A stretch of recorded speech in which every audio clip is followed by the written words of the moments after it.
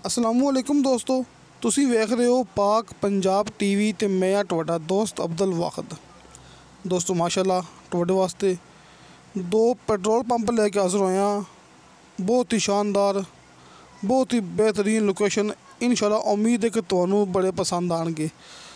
दोस्तों जरा petrol pump एक कन्नी ते हैगा जिंदे सामने भरावां नूं नज़र आ रहा है मस्जिद, मोटरसाइकिल।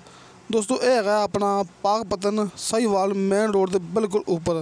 अं समझ लो कि पाक पतन ते साहिवाल के दरम्यान च जरा भरावां नूं पेट्रोल पंप नज़र आ रहा है। दरम्यान दे विच एक साइड ते मेरी तस्वीर है, ये सामने वड्डा पेट्रोल पंप। दोस्तों यह हैगा छांगा मांगा मेन रोड के बिल्कुल उपर चूनिया वाली साइड ते। दोस्तों दोवें पेट्रोल पंप माशाल्लाह मेन रोड के उपर पे हुए ने। दोस्तों जरा हैगा अपना पाक पतन साहिवाल मेन रोड के पंप, यह है 3 कनाल जगह, 3 कनाल जगह 200 फुट फ्रंट। दरम्यान दे विच जड़ा पेट्रोल पंप छांगा मांगा मेन रोड ते पिया है।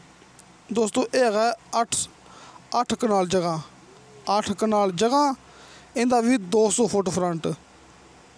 दोस्तों विचारला पेट्रोल पंप छांगा मांगा मेन रोड आड़ा 8 कनाल जगह 200 फुट फ्रंट।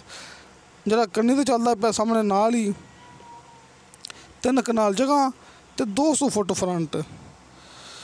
तो दोस्तों जरा दरम्यान के पेट्रोल पंप है सामने भरावां दे, इनकी डिमांड की है मालक ने 8 करोड़ रुपया पेट्रोल पंप की।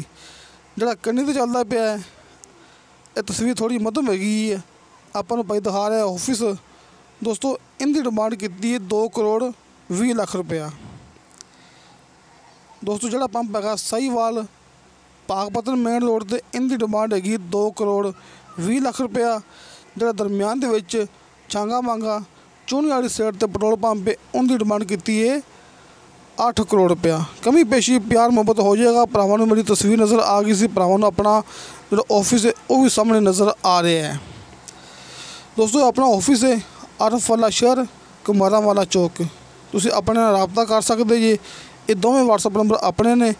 भाई शफकत साहब अपने नाल काम करते होंदे ने। अपने दोवां नंबरां ते व्हाट्सअप 24 घंटे ऑन हुंदी है। दफ्तर आरफ वाला शहर कुमारा वाला चौक। तुसीं अपने कोलों दोवें पेट्रोल पंप या एक जिहड़ा तुहानूं पसंद आवे तुसीं खरीद सकते जी।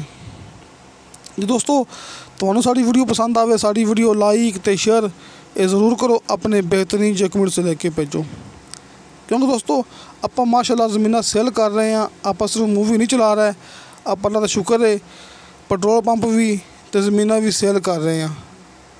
तो दोस्तों इंशाल्लाह ताला मिलांगे अगली वीडियो ते। खुदा हाफिज़।